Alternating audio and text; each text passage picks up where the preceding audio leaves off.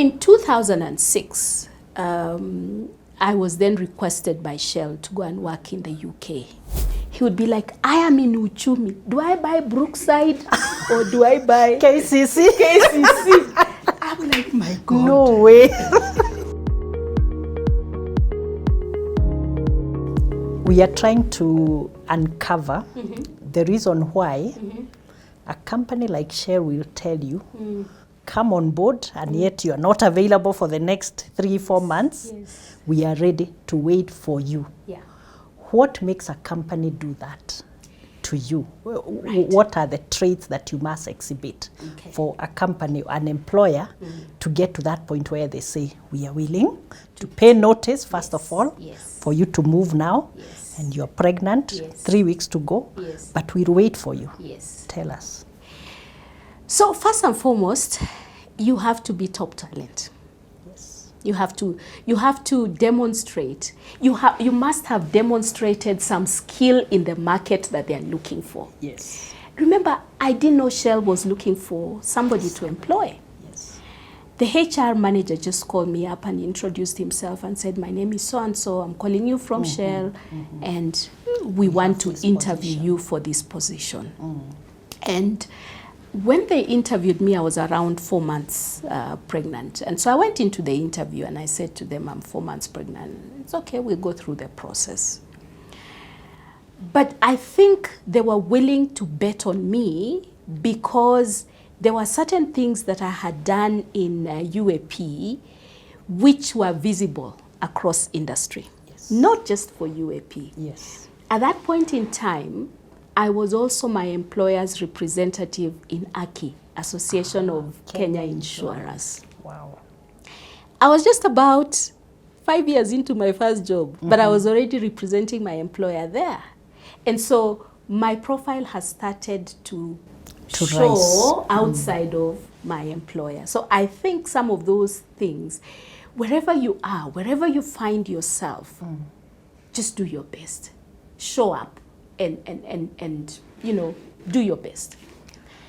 Yeah, so guys, what Catherine is telling us is wherever you are, identify the networks that you can belong to that are going to make you, first of all, challenge you to keep on improving in your role. And secondly, that gives you the right visibility. So people know Catherine is in UAP. And she's doing a fantastic job in terms of doing ABCD. You create a reputation. That's what I'm hearing from you. Absolutely, and in fact, I will build on to that in my later roles as well. So I joined Shell. Yeah. I go on maternity leave. I come back, company secretary, learning on the job. And yeah, life goes on. Now in Shell, and Shell was of course a big company, you never rose up the rank to regional roles unless you did a cross-border posting. Never. What does that mean? That means that you leave your cultural environment and you go into another culture and you get immersed into that other culture. And you do well there. You do well there because then that will give them the comfort that you understand multicultural issues. Yes. Right? So it was an unwritten rule. Before they promote you to a regional level, you really must have had experience outside. That's why people like Patrick Obath, who's ex-Shell as well, he's worked in so many countries. It's because they were testing him to be able to reach the his ability to adapt also. Yeah. So in 2006, I was then requested by Shell to go and work in the UK because they were now aiming at giving me an Africa-wide responsibility role. At that point in time, I was just looking after Kenya and Uganda and Tanzania. Yes. But my line manager, it was structured in such a way that my line manager was not the managing director. It was somebody who was sitting in the UK. And my mentor, because Shell also gave you a mentor, my mentor was also in the UK. So they wanted me to go and work in the UK. At that point in time, I'm on baby number 3. Baby Hey, number umeenda haraka. 97 and 2000. Was it that fast? Wait, that's a long time.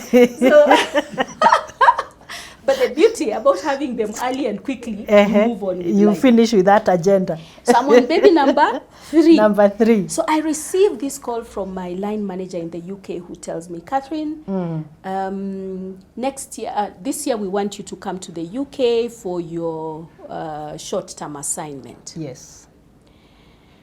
I'm like, yes. And then a few months down the road, I'm like, oops, I am pregnant. Baby number 3.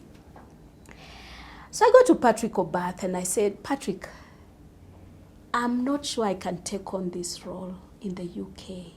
He's like, why? Because I'm pregnant. He said, so? Is that a sickness? So what? What's wrong with you?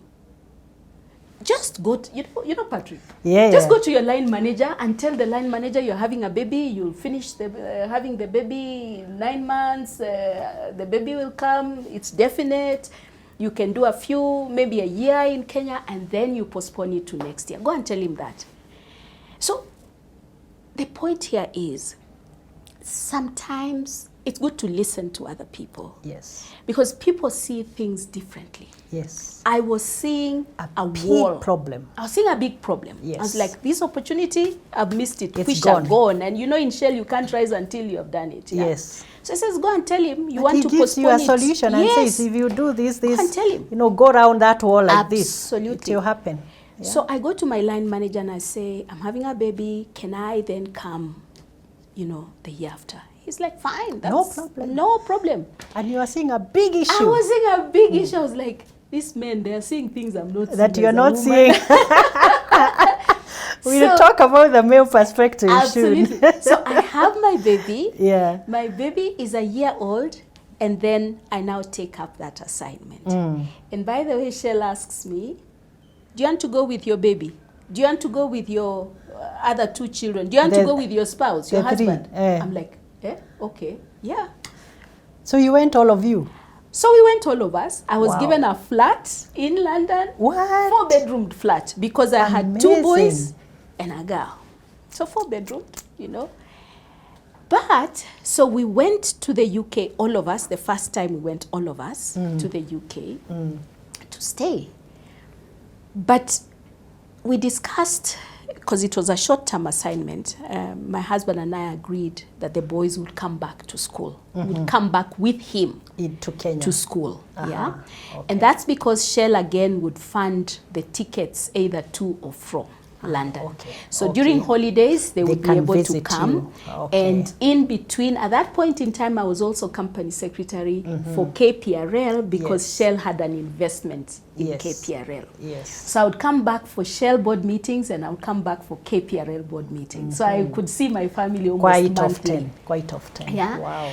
So we decided with my husband that he would come back with the boys and I would stay with my daughter.